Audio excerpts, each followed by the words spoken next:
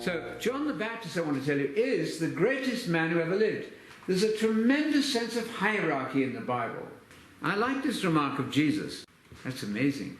So when those two children wanted to have the highest places in the kingdom, Jesus didn't say that wasn't possible. He simply said that the highest places are for the greatest servants. That makes good sense, doesn't it? You want to be the highest in the kingdom, you want to be the greatest servant. That's a marvelous way to be. So they're looking then in this passage at the fact that Elijah was supposed to come. Where does that come from? Malachi chapter 3. That John the Baptist is going to be the forerunner, and then the messenger of the covenant will come. That's got to be Jesus. This word covenant is far more important than we've recognized. Most of your friends out there think that the covenant means Jesus died for your sins and rose. That's half the covenant. Maybe a third of it, I don't know. But the devil has managed this trick by which Jesus is separated from his teaching. Question, have you got Jesus without his teaching? That's the very great danger, I think, that we're pointing the public to. So, John the Baptist then, the greatest human being, and yet the least in the kingdom, Jesus said in the parallel, the least in the kingdom will be greater than John the Baptist. You say, well, what's all this hierarchy about? Very important for God.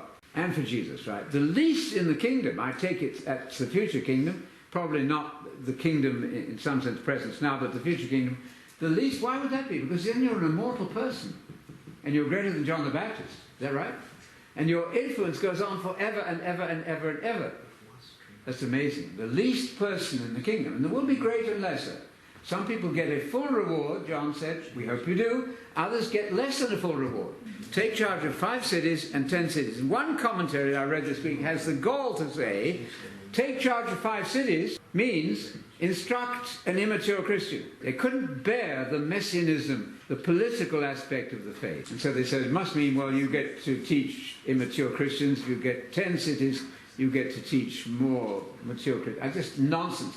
Words have meaning. And if you are the devil, you have to reduce words to nothing. You have to camouflage your nonsense with weasel words. Words have no meaning at all.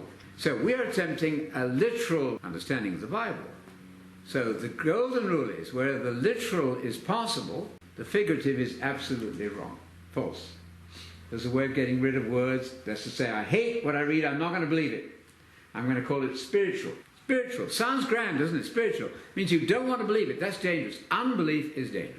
Okay, so here we are with John the Baptist. He marks the change of the eras. To use that awful word, dispensationalism, is a theory by which you cut the Bible into shreds, really.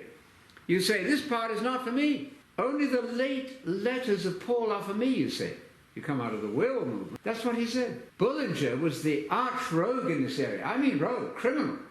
Bullinger is the one who said there are 5 different versions of the gospel of salvation. 5. He's not talking about 4 books. He's talking about the message of salvation, 5 different ones. That is confusion gone mad, isn't it?